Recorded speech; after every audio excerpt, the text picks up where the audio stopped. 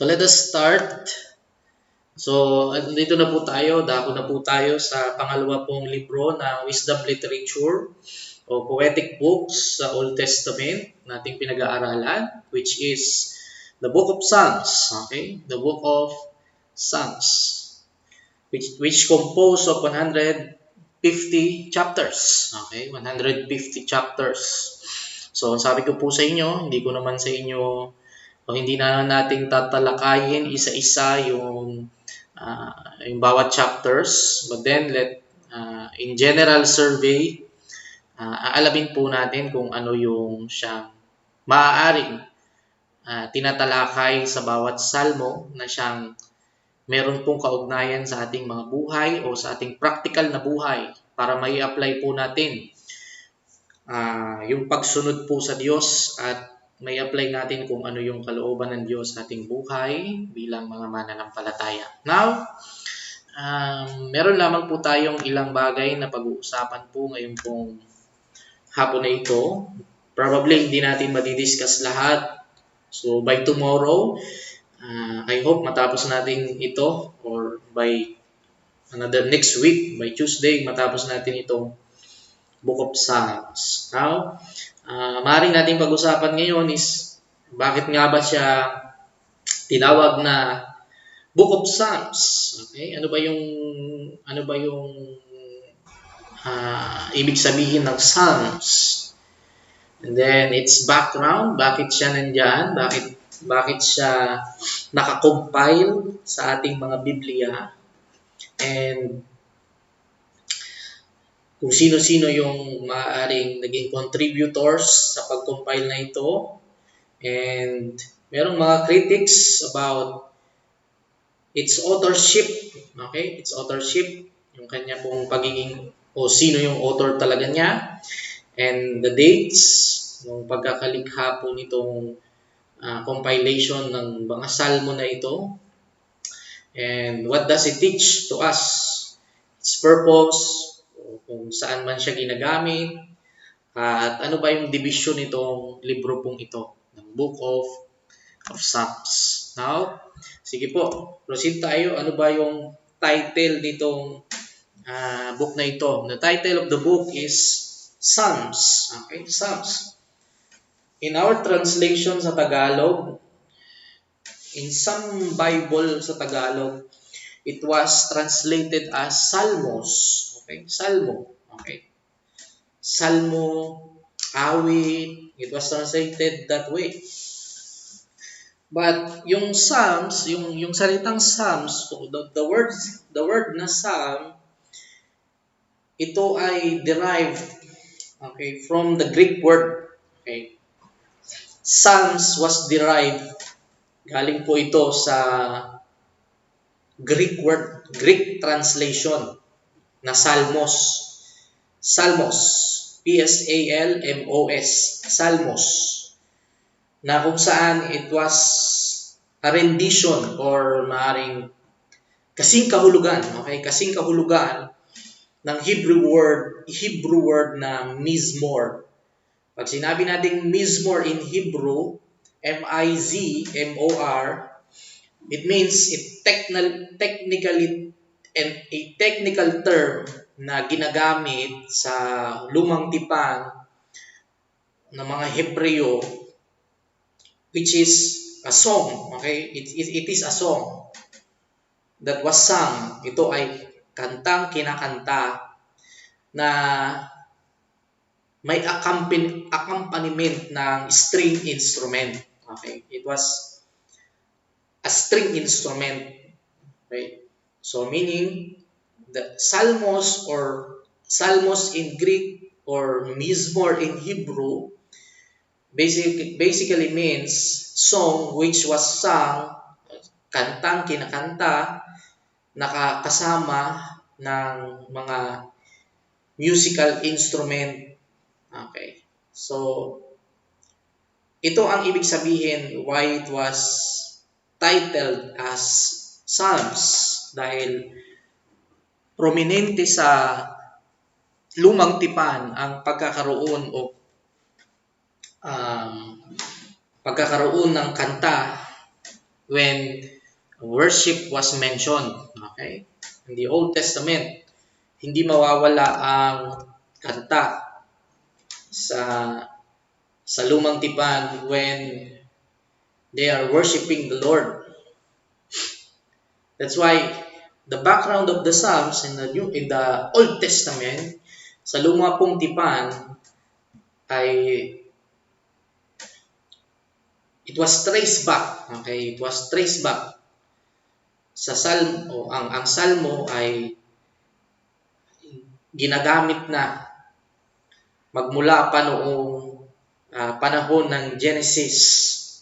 If you have your Bible with you, okay, kung meron po kayong Biblia sa inyong hawak po ngayon, turn your Bible on Genesis chapter 4. Way back in chapter 4 in Genesis, there's something was written there which was kind of, or it was a psalm.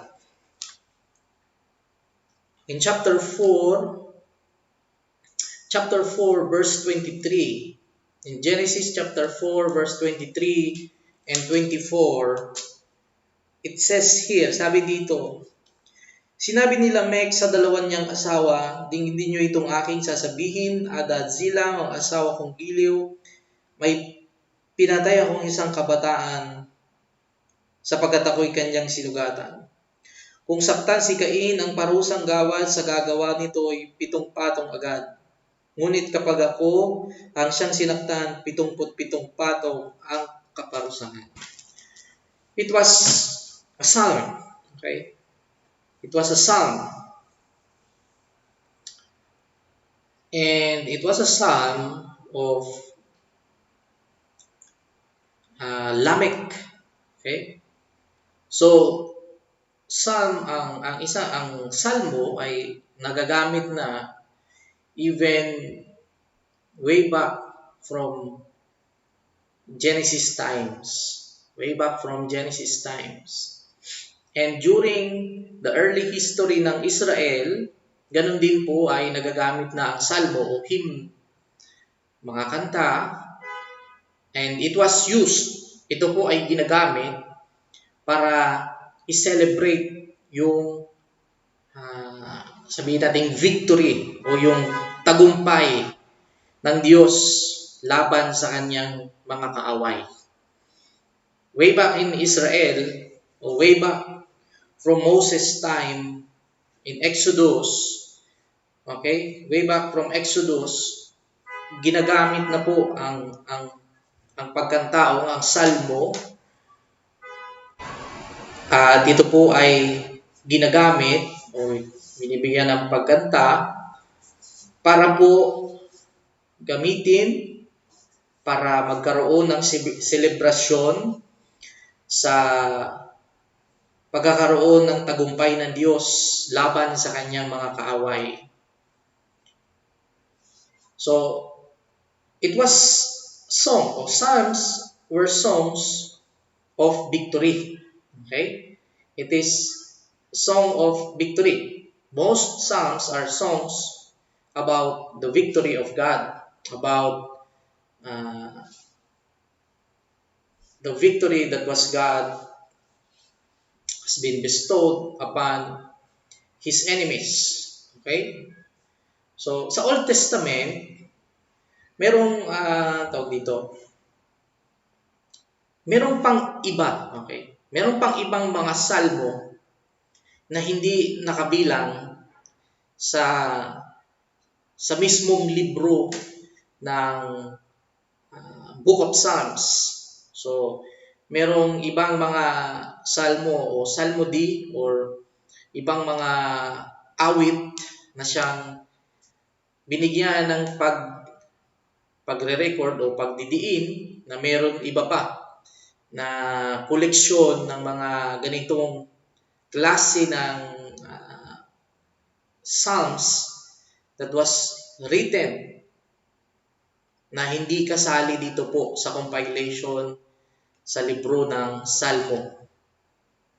So during the worship time, during worship, okay, Ito pong Book of Psalms ay directly related kapag it's about temple worship. Okay? Kapag every time merong temple worship, ang Book of Psalms ay merong relasyon sa pagsamba sa templo ng Diyos.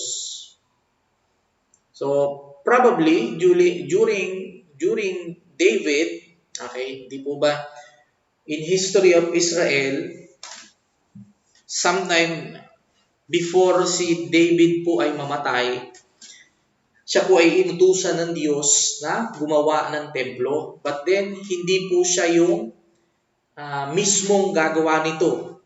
Sapagkat ang katwiran po ng Diyos, ang kanyang mga kamay ay marumi. Kaya ginawa po ni David ay ipinaghanda niya na lamang yung mga materyales na gagamitin at yung mga bagay na dapat ihanda kapag ang templo po o sa pagtatayo ng templo at kapag ang templo na ay naitayo na ng kanyang anak na si Solomon. At isang bagay po ang pinaghanda po niya ay yung mga aawit sa templo. So, there are singers. Okay? There are singers in the temple during worship time. At sila po ay inihanda rin. Kumbaga, sila po ay mga choir, mga singers, mga musicians, na sila po ang siyang nangunguna in worship, in singing psalms in worship time during the temple was built. Nung time po na build na yung templo ng Diyos during David and Solomon's time. So, during that time is nagkaroon po ng pagkakaroon ng kaakibat ang salmo o nagkaroon ng bahagi po ang salmo during worship in the temple. So, Psalms, ang Book of Psalms po ay sa atin pong naalala ko, tayo po ay atin pong hinagap, okay, is that Book of Psalms ay authored by David. Okay? It was authored by David. But kung mapapansin po ninyo at napapansin ninyo sa inyo pong pagbabasa sa libro ng awit o ng Book of Psalms, it was not just David who wrote these songs. Hindi lang po si David ang siyang sumulat ng mga salmong ito na nakakompile dito po sa libro ng awit, na hindi lamang po si David ang siyang nagsulat, nag-compose ng lahat ng 150 na mga salmong ito. So, in Psalms, remember, tandaan po ninyo, in Psalms, 73 of it, 73 out of 150 ay naka-attribute o naka-ugnay kay David. So 73 lang po doon sa 150. 10 of it, 10 po dito, ay naka-akibat o naka-ugnay sa sons o sa mga anak ni Korah. And 12 is associate with Asaph. 2 po kay Solomon at tig-isa kay Ethan, Heman, at isa po kay Moises. But then, 50 po sa salmong ito ay anonymous o hindi po nakaugnay sa kahit na sino. So, ibig sabihin po, more than half, it is 73. It is less than half, okay? It is less than half of the book of Psalms was attributed to David. So, hindi po lahat ay nakaugnay kay David. Pero bakit? Bakit nga ba ito pong book of Psalms was, sabihin natin, the book of Psalms was iniuugnay bilang ang author nito ay si David, no? Bakit nga ba ang iba o ang karamihan na mga scholars, mga theologians, mga historians ay kiniklaim nila na itong libro o compilation ng Book of Psalms was authorship by David. It was a David's authorship. O bakit ba si David ang siyang binibigyan ng otoridad na si David o si King David ang siyang may otorisado na lumikha ng salmong ito. Ngayon, there are some studies, okay? There are some studies na o maaaring sabihin na natin kung dahilan why David was attributed as the author of the Book of Psalms. Una po, ang salmo po ay, ang sabi ng karamihan, ang salmo ay authored or sabihin natin maaring hindi authored ni David. Hindi si David ang author ng salmo. Kasi mostly, pansin po ninyo, mostly sa kanya pong salmo, he was speaking in a third person, hindi in the first person. Pag sinabi po nating third person is ikaw, siya. Pag sinabi naman na po nating first person, you are referring to yourself. Ako, I, myself. Pero tignan po ninyo yung Psalms chapter 20. Saan po ninyo ang inyong mga Bible? Psalms 20, para po makita po natin kung ano yung sinasabi natin. Psalms chapter 20. Kung makikita po ninyo sa Psalms chapter 20, sa Tagalog Bible po, ang pamagat po nito is panalangin upang magtagumpay. And sa ilalim po ng title nito, ang sabi po dito, Katahan ni David upang awitin ng punong mga awit. So it was composed by David. Now, tignan po ninyo yung pagkakasulat. Sabi po dito, pakinggan ka sana ni Yahweh kapag ikay nagdurusa. At ang Diyos ni Jacob, ingatan ka sana. So, meaning, kung papapansin po ninyo, the words were speaking in third person. Pag sinabi pong third person, ang doubt po ng ibang scholars is that hindi ito katha o hindi ito hindi ito authored by David. Kasi he was speaking in third person, not in first person. Kasi kung si David ang nagsulat nito, disin sana the words would be, pag in first verse, halimbawa, pakinggan sana ako ni Yahweh. Ako means first person. Pag sinabi mong ako, you are referring to yourself in first person. Pero in this chapter 20, and actually the next chapter, in chapter 21, he is not pointing out himself or hindi nagsasalita yung author ng in first person, but rather in third person.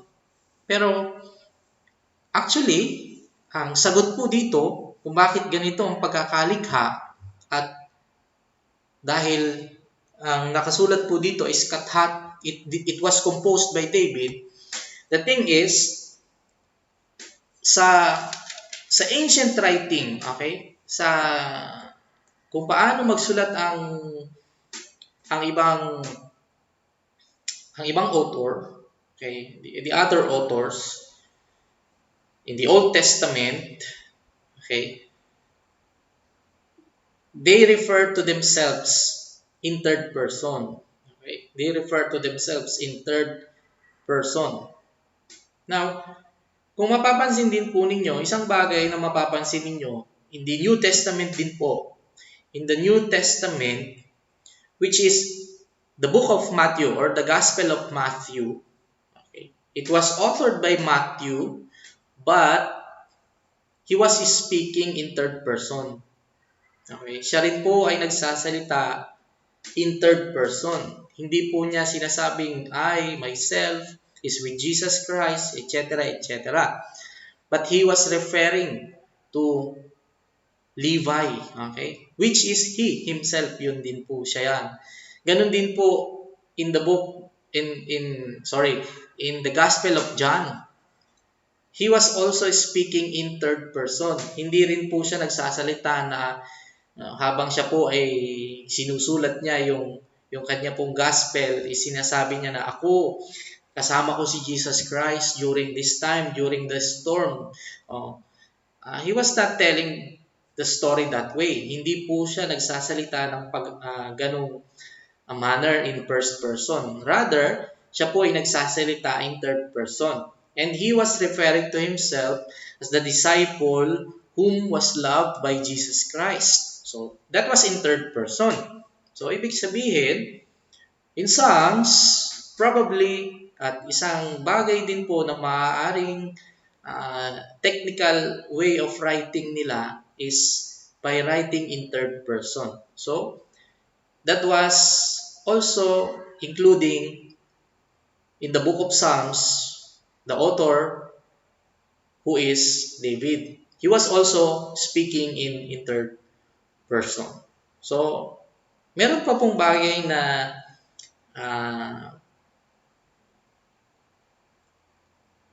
critics about authorship ni David. And one thing na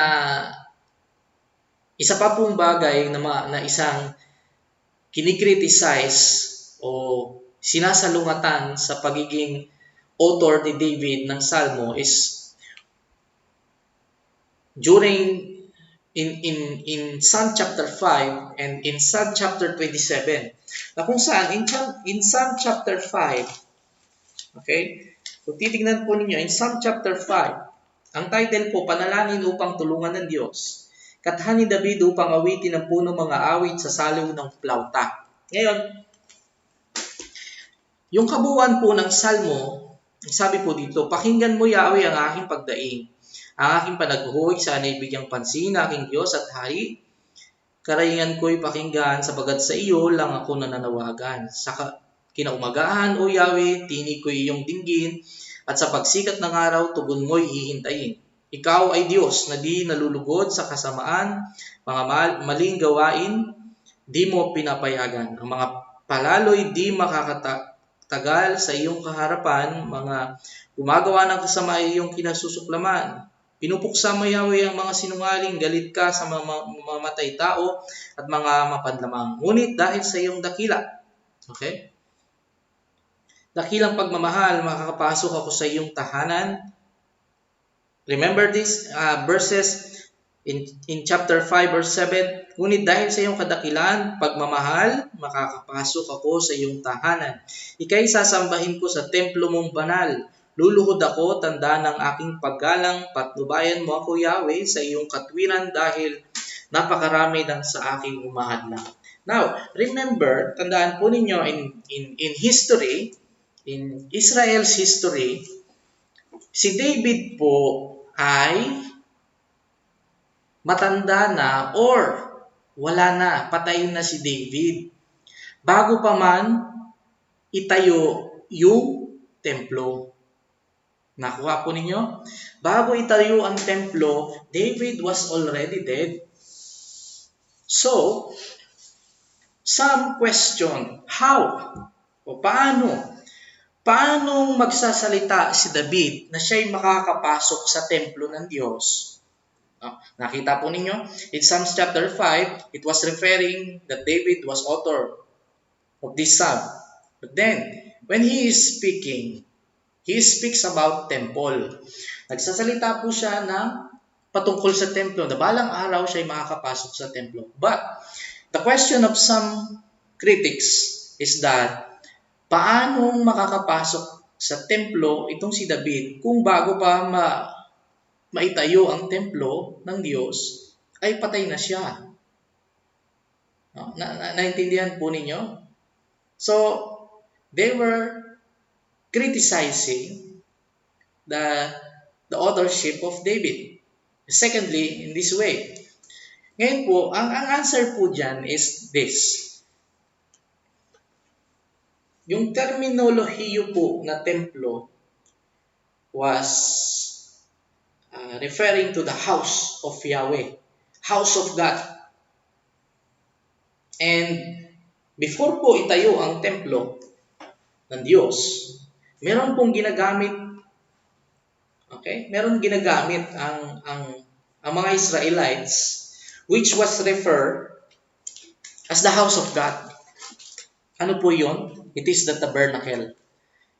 Yung tabernakulo, ito po ay, it was referred then as house of Yahweh or house of God. So in short, it was also used, as the temple of God, as a house, the house of God. So before David's time, meron na pong tabernakulo at ito po'y ginagamit upang ang Diyos po ay kanila pong sambahin. So, hindi po question kung paano sasamba itong si David sa templo ng Diyos, because before David and during David's time, ginagamit na po ang terminolohiyang templo ng Diyos sa tabernakulo para siya po ay sambahin. So, isa pong bagay yon, o maaaring dalawang bagay na critics. But then, there are others. Meron pa pong ibang critics na sinasambit about why David is not, or why David was criticized bilang author ng Psalm. But meron po tayong ebidensya. Meron tayong evidence in the New Testament. That David was confirmed. David was the author, or David was acknowledged bilang author ng Book of Psalms. At sa paanong paraan po napakita ng bagong tipan na si David ay nire-recognize bilang author, person who authored with authorship ng libro ng Salmo. It was the Lord Jesus Christ. It was the Lord Jesus Christ. Maaari po ninyong buksan ang Matthew chapter 22. Matthew chapter 22. In Matthew chapter 22, kung makikita po ninyo in Matthew chapter 22, specifically in verse 45. Verse 45. In verse 45, or itong section pong ito, itong pericope na ito, 41 to 45, tinanong naman si Jesus, sabi po dito, tinanong naman ni Jesus sa mga Pariseyong nagkakatipon doon, ano ang pagkakakilala ninyo tungkol sa Kristo? Kanino siya ang anak? Kay David po, sagot nila. Sabi ni Jesus kung gayon, bakit siya tinawag ni David na Panginoon noong pinapatnubayan siya ng Espiritu? Look, ito po yung sabi po ng Panginoong Kristo in chapter 22 verse 43. Sinabi ni Jesus kung gayon, bakit siya tinawag ni David na Panginoon? So, the Lord Jesus Christ is referring to David in his Psalm in chapter 110. Psalm chapter 110, ito po ang kinote ng Panginoong Kristo na si David po ang nagsalita. David was speaking about the Messiah. Na itong Messiah ay anak ni David. But then, Jesus Christ questioned these Pharisees. Okay? Jesus Christ questioned the Pharisees. Ngayon, bakit sinabi ni David o tinawag ni David na Panginoon nung pinapatnubayan siya ng Espiritu? Ganito ang kanyang sinabi. And then, Jesus Christ quote in chapter 110 ng awit, verse 1, dito po sa Mateo chapter 22 verse 44, sinabi ng Panginoon sa aking Panginoon, maupo ka sa kanat ko hanggang lubusan kong mapasuko sa iyo ang mga kaaway mo. Ngayon, kung si David ay tumawag sa kanya ng Panginoon, paano masasabing anak ni David ang Kristo? Isa man sa kanila ay walang nakasagot at mula no'y wala nang nangangas magtanong sa kanya. So it was the Lord Jesus Christ. Okay? He himself, the Lord, ang siyang reference ng mga Christians. As a Christian, that the book of Psalms, ang libro po ng Salmo, was authored by David himself. Okay? So, Jesus Christ recognized that the authorship of the book of Psalms was David. So, it was David who has the authorship in the book of Psalms. So, if the Lord Jesus Christ recognized it this way, tayo po bilang Christian, we recognize that the book of Psalms was authored by David. So, dako po tayo na sa date. Okay. Sa date ng book of Psalms. When? Actually, the dates here in the book of Psalms is medyo complex. Ibig sabihin po, medyo mahirap i-trace. Okay? Mahirap i-trace kung kailan. Kasi po, yung Psalm chapter 90, kung titignan po ninyo yung Psalm chapter 90, ito po ay nakaugnay kay Moises. Diba? Kay Moises. So, si Moises was way back. Okay? Siya po ay ancestor na ni David. Way back before David's time, itong salmong ito ni Moises. So, probably ito po ay kinompose 1,400 plus BC. Dahil during that time na nabuhay po si Moses, di ba? Itong pong mga salmo po ni David at ni Asaph is probably later, no? During their times. So, medyo complex po ang date ng book ng Psalms kasi iba-iba po ang siyang contributor, iba-iba din po yung mga taong nag-contribute. Gaya lang po ng sinabi natin kanina, si Moses, si David, si Asaph, dahil sila po'y nabuhay in different times. No? So, it was hard. Mahirap po siyang,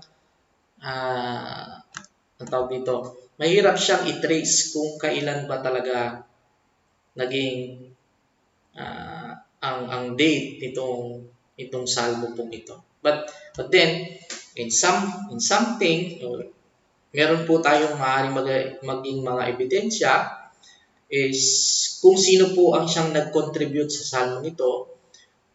Speculations is that during that time it was composed. Like Psalms chapter 90, which was attributed to Moses.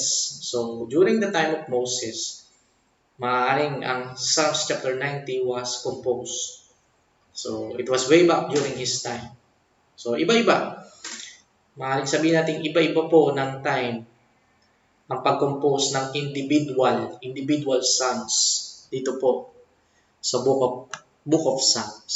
So iba-iba po during the time of Moses, during the time of David and Asa, and then during the time of Solomon, and then during the time of sons of Korah. So iba-iba siyang authors o date ng pagkakalikha ng individual psalms na ito. So ibig sabihin, meron lamang tayong assumption. Meron lamang tayong assumption kung kailan siya maaaring nailathala yung individual na salmo. So, dako po tayo. Ano ba ang itinuturo nitong salmong ito? Okay. Itong salmong ito sa ating buhay bilang tawag dito, bilang kasama sa ating Bible. Ano bang itinuturo po ng salmo? So, ang salmo po ay, kung mapapansin po natin, ang salmo ay most of its contributor, they were always referring to God. They were centering their psalms to God. Okay? They're referring their psalms to God. They want the people who read it to trust in the Lord, to worship the Lord, no? To have no other gods before God.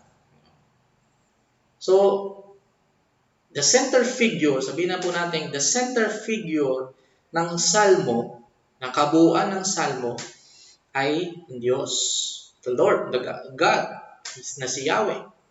Ang siyang pinakasentro ng kabuuan ng salmo. Dahil halos karamihan sa salmo was focusing. Sila po ay nakapokus sa pagbibigay ng pagsamba sa Diyos, specifically to Yahweh. It was focused on or centered upon worshiping the Lord. Now,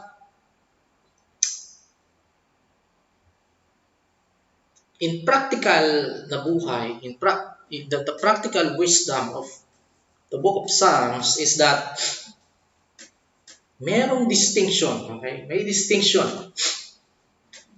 Ang pamumuhay na merong pagtitiwala sa Diyos at yung buhay na sabihin natin the way of the righteous and the way of the wicked.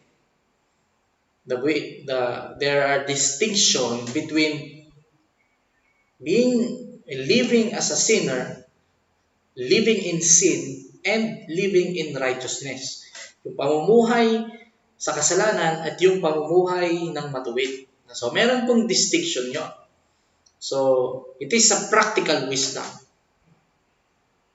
That's why, kung mapapansin po ninyo, in the first chapter, in Psalms chapter 1, okay?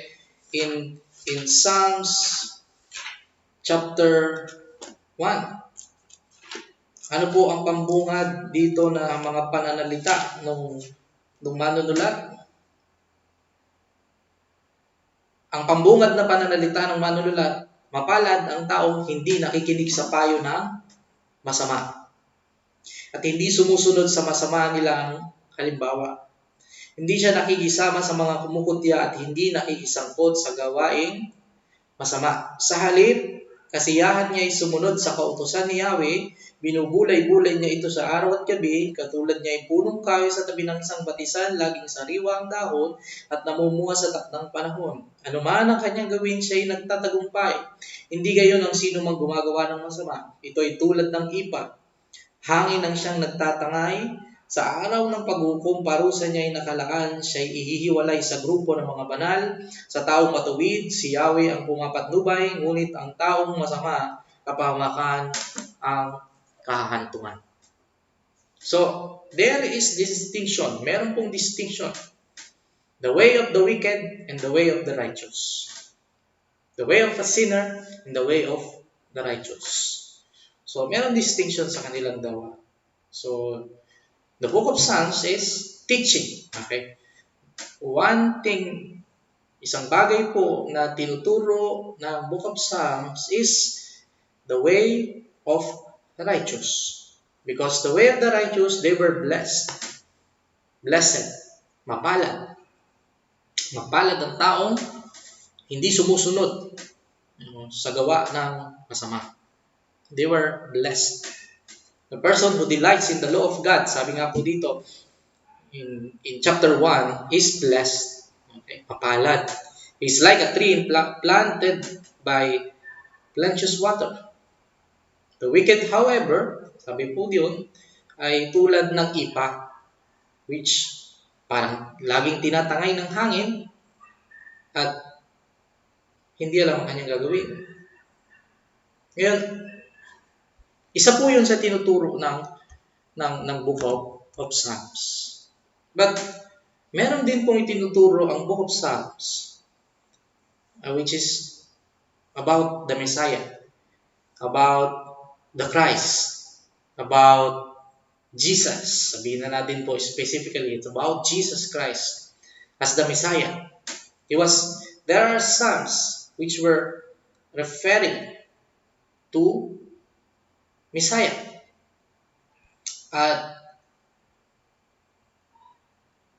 The Psalms, okay? Ang book of Psalms po ay merong 16. Specifically, meron pong 16 na itinuturo. Meron pong 16 na kung saan it was referring, these Psalms were referring to the Messiah, referring to the Christ. At isa nga po doon yung atin pong nadaanan kanina in Matthew chapter 22, which kung saan nabanggit po ng Panginoong Jesucristo sa mga Pariseyo sa kanyang pagtatanong kung bakit tinawag ni David ang Messiah bilang kanyang Panginoon. So the interpretation of our Lord Jesus Christ is that Psalms chapter 110 was referring to the Messiah. And ito po ay merong back-up at pagsang-ayon ng mga Pariseyo. Yes, it is about the Christ. It is about the Messiah of the Israel. Na kung saan David was referring to this Messiah as not just his son, but as his Lord bilang kaniyang Panginoon. No? Dahil tinanong siya ng mga Pariseyo, tinanong niya yung mga Pariseyo, kanino bang anak ang Kristo? At ang sagot ng mga Pariseyo, sa Haring David po. At ang tanong ng Panginoong Jesucristo, so bakit sinabi ni David sinambit ni David na itong Messiah ay Panginoon niya? So, isa lang po yun. Sa specific na 16 na tawag dito, na napabanggit ukol sa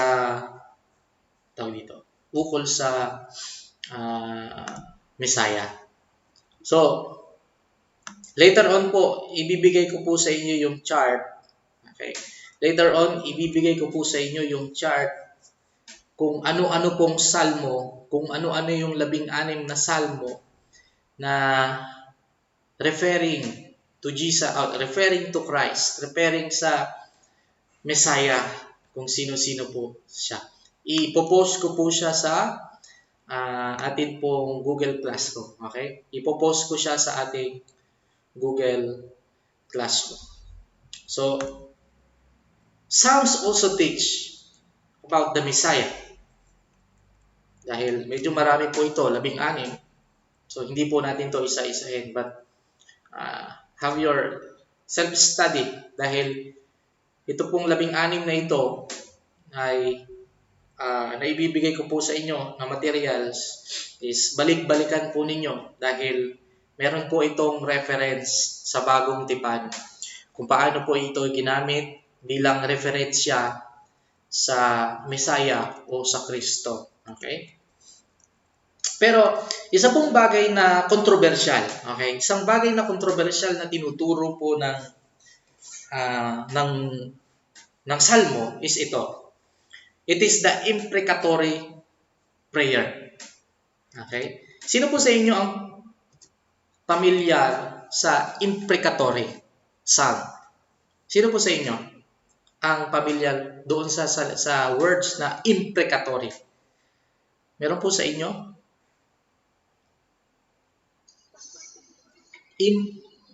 Imprecatory psalms.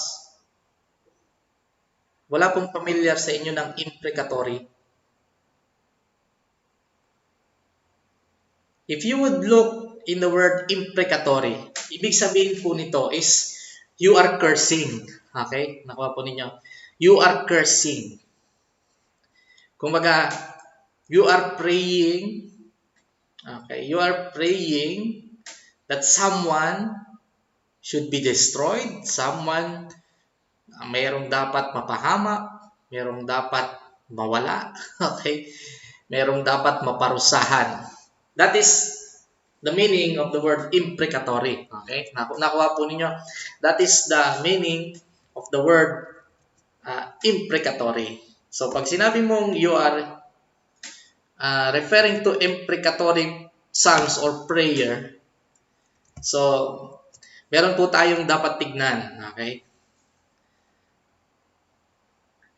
Pwede pong buksan po ninyo yung Psalms chapter 35. Psalms chapter 35.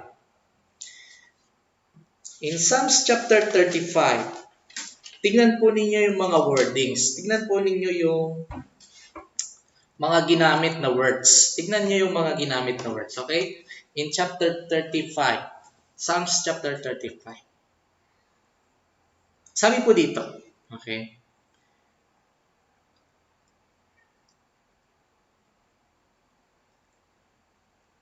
Hanap po tayo ng isang specific na sinasabi ni David, dahil ito po ay katha ni David, na yung mga kaaway niya ay maparusahan.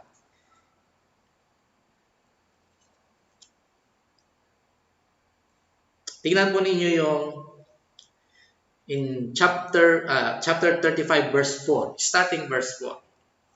Sabi po dito, silang nagnanais o nagnanasang ako'y patayin, ay iyong igupo at iyong hiyain. At ang nagtatakang lumaban sa akin, hadlangan mo sila at iyong lituhin. Gawing parang ipa na tangay ng hangin habang tinutugis ng sinugong anghel. Hayaang magdilim, dumulas ang landas. Ang anghel ni Yahweh sa kanila'y wawasak. Ni walang dahilan ng hangad sa akin, ako ay ihulog sa balong malalim na ginawa nila upang ako'y dakpin. Hindi nila alam, sila'y mawawasak, sila'y mahuhulog sa sariling bitag sa hukay nilang balon, sila'y lalagpak. Kung mapapansin po ninyo, there are other psalms.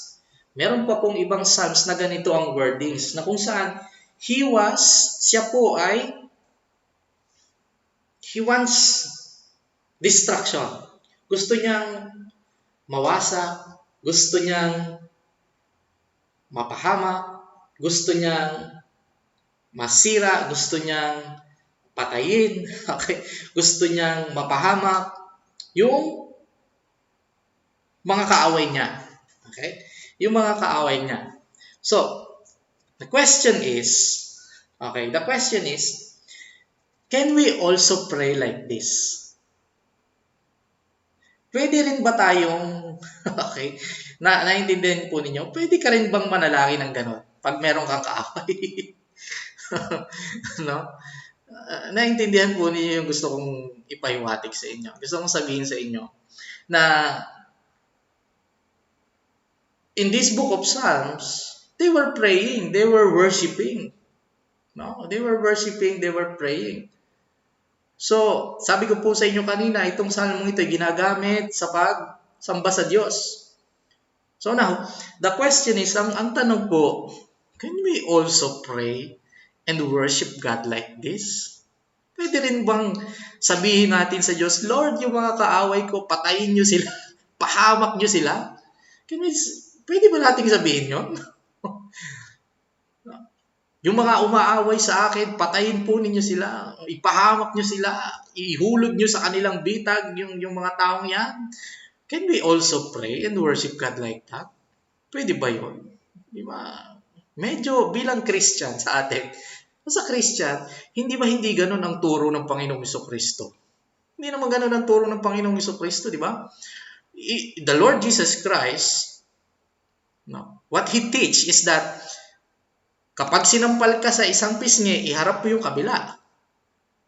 So, ibig sabihin, ang tinuturo ng Panginoon is that huwag kang gaganti ng masama laban sa masama. Diba? That is what the Lord teach us. So, bakit dito sa Salmo, why here in Psalms, okay? Isa lang pong halimbawa itong chapter 30, anong chapter po yun? Chapter 35 na ito, Isa lang po yan because there are 18 Psalms. Meron pong iba pang Salmo na ang language, ang pananalita ay ganito. So, dahil nandito po tayo sa topic ngayon na about the teaching of Psalms, Psalms, ang tanong po natin ngayon is, tinuturo din ba ito sa atin na gawin, which is visible sa book of Psalms? Dahil alam po ninyo, there are some, okay, meron pong pag-aaral o merong sabihin na natin pong theory, okay, theory yung ibang mga scholars na kung saan, bakit ito sinulat ni David? Bakit ito naisulat ni David? Ano yung pinapahiwatig niya dito?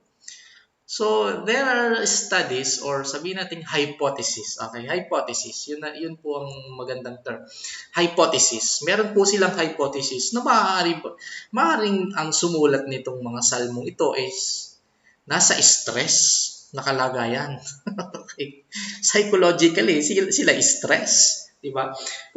Kasi ang kanila pong ang tawag dito, kanilang hinagap, kanilang speculation, their hypothesis is this. Diba? Pag ang tao, stress na stress, may kaaway. Okay? Pag ang tao, stress na stress at may kaaway, hindi mawawala sa kanyang isipan o hindi mawawala tumakbo sa kanyang isipan na maaaring gusto niyang gumanti. Meron siya naiisip na hindi maganda. Okay. So, yun yung isang theory nila. And then, isa pa pong bagay na theory nila is that sa lumang tipan, so hindi natin siya katulad ngayon na we have a high moral standard. Hindi tulad ngayon na we have a very high moral standard. So, ibig sabihin, sinabi natin we have a high moral standard, hindi, ang tawag dito, sa atin ngayon, hindi tama na sa ating moralidad, hindi tama na gantihan mo ng masama yung gumagawa sa iyo ng masama. Pero back then in the Old Testament, di ba? Kapag ikaw ginawan ka ng masama, then eye for an eye, naintindihan po ninyo, eye for an eye, tooth for a tooth. Kung anong ginawa sa iyo, gawin mo rin sa kanya. Eye for an eye, tooth for a tooth. So, yun yung sinasabi nilang napakababa ng moralidad nila noon compare sa atin ngayon. So, isa yun sa hypothesis na lang. Then, alam po ninyo, it was in the Bible. Okay. It is in the Bible. Okay. It is in the Bible. Isang bagay na maaari nating maging kasagutan about the imprecatory prayer o imprecatory psalms. Tandaan po ninyo ha, imprecatory psalms. These psalms is referring to the psalms which want a destruction of his enemy. Okay. Yun na po ang maaaring sabihin nating magandang description ng mga salmong ito. Na in these psalms, na kung saan he wants the destruction of his enemy. Isang bagay po na dapat nating maintindihan para magkaroon tayo ng tamang pangunawa sa ganitong mga klaseng salmo is that we have to understand way back doon po sa ating pinag-usapan sa chapter 1 ng Salmo na kung saan mapalad ang taong hindi sumusunod sa gawa ng masama. Now, meron po itong kaugnayan about the Psalms of David, which is imprecatory. He was a zealous man. Siya po ay, sabihin na natin, butihing lingkod po siya ng Diyos. So, ibig sabihin, he was defending God. He was defending God. Kasi po, kung siya po ay inaatake ng kanyang mga kaaway, so kanila pong inaatake din yung Diyos niya. So, he was a zealous man. Siya po ay zealous, Z-E-A-L-O-U-S, zealous man, na ipinagtatanggol niya ang Diyos. Okay? Ipinagtatanggol niya ang Diyos laban doon sa mga umaatake, laban doon sa mga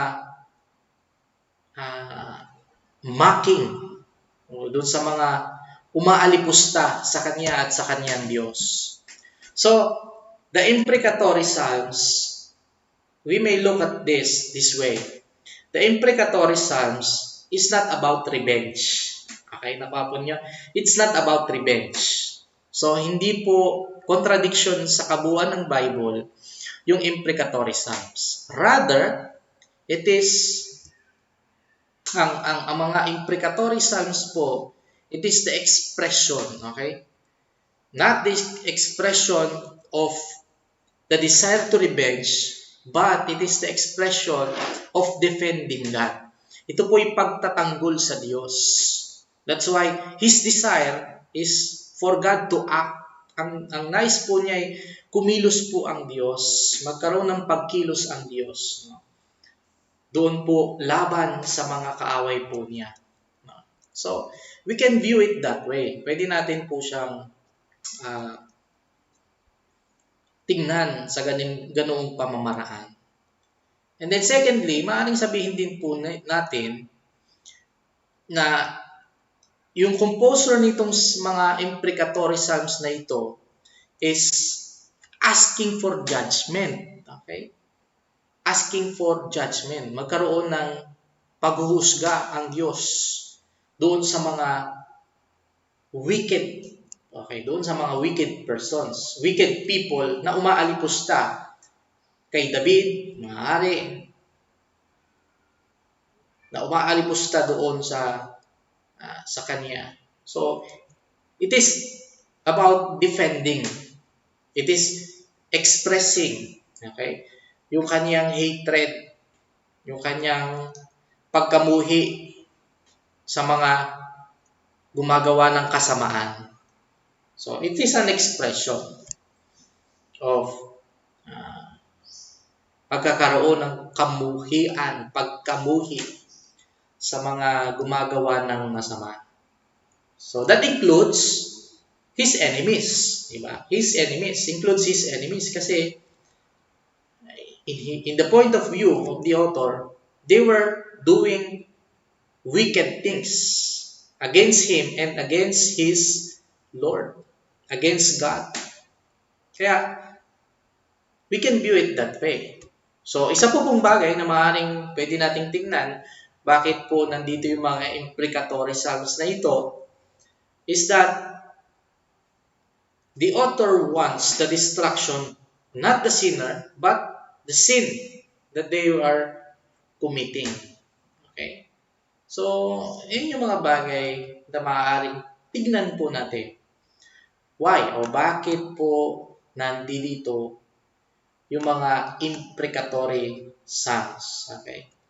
So, ito rin pong mga imprecatory psalms is ipopost ko rin po sa atin pong Google Classroom. Kasama po noong chart ng mga psalms na kung saan it was referring to Messiah or the Christ. Okay? So, medyo extended na po ako, di ba? Alas 4 na tayo. Medyo extended ako. So, sige po, titigil ako dito. Hanggang dito po ang atin munang pag-uusapan about the book of Psalms. Okay? So, by tomorrow, let us discuss the purpose and the use of these psalms and kung paano po dinivide at bakit nakadivide po ang book of Psalms. Okay. So, sige po, ano po ba? Ang sabi ko, wala po kayong assignment ngayon, di ba? So, wala po kayong assignment ngayong araw na ito. But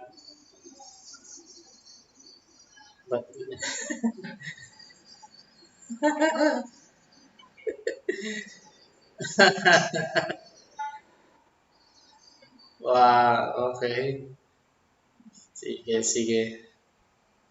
But yes, sige. Wala po akong assignment. But wait, please scan, ito na lang ang assignment ko. Scan the third book of Psalms. The third book of Psalms, okay? Just scan, read it. So, yun lang ang assignment nyo. So, wala akong ipapasagutan sa inyo. Okay? But expect tomorrow, meron akong assignment sa inyo, ha? Pinagpahinga ko lang kayo ngayong araw sa aking assignment. So, so the third book of Psalms, okay?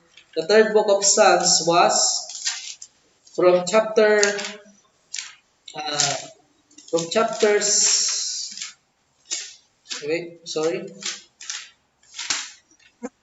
73 to 89. Okay? Scan reading po ang inyong assignment lang. Okay? So at least wala kayong a-answeran ngayong araw. Okay?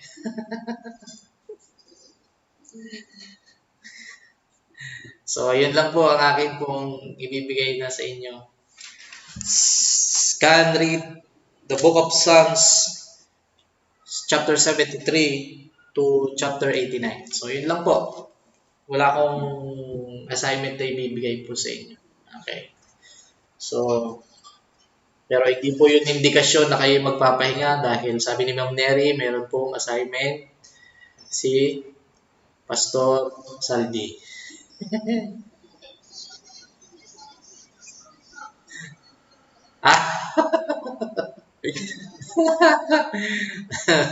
Yun lang. So,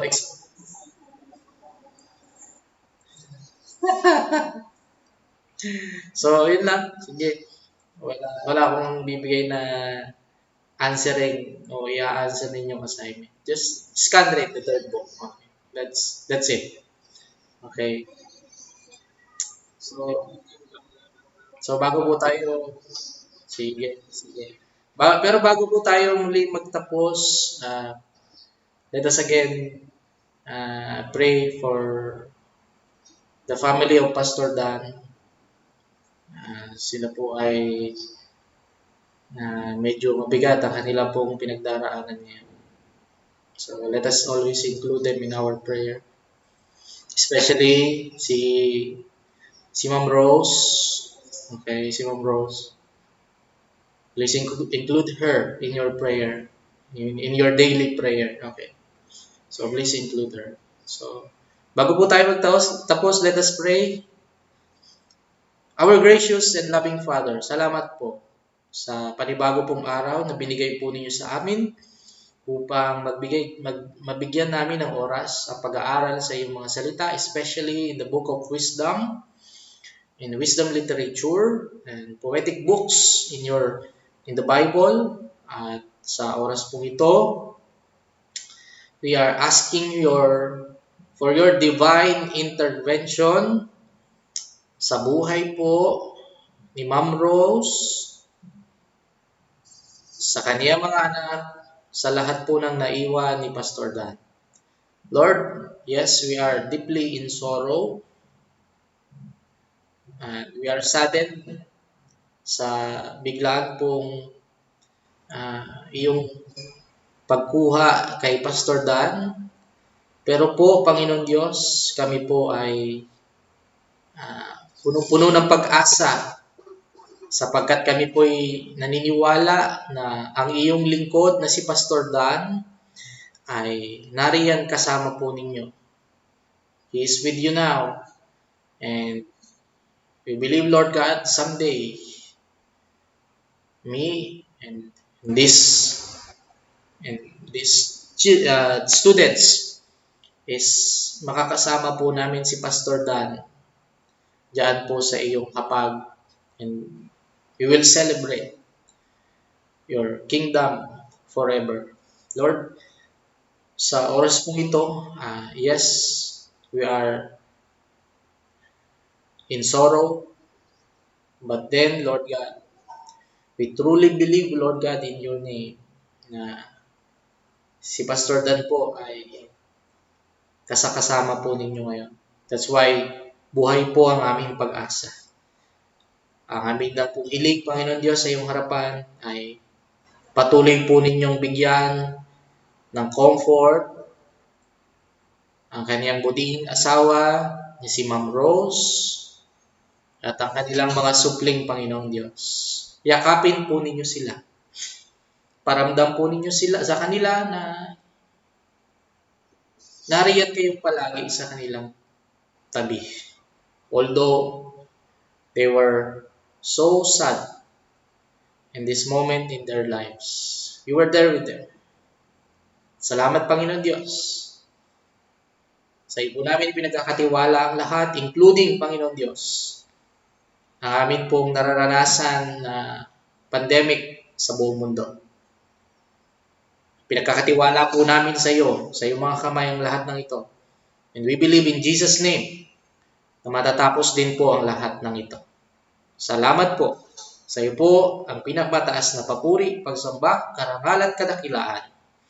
Ito lamang po ang aming panalangin sa pangalan ng Panginoong Kristo. Amen po. Amen. Salamat po sa inyo. God bless you all po. Ingat po kayo. Ingat. Sige po. God bless po sa inyo. Bye-bye. Bye-bye.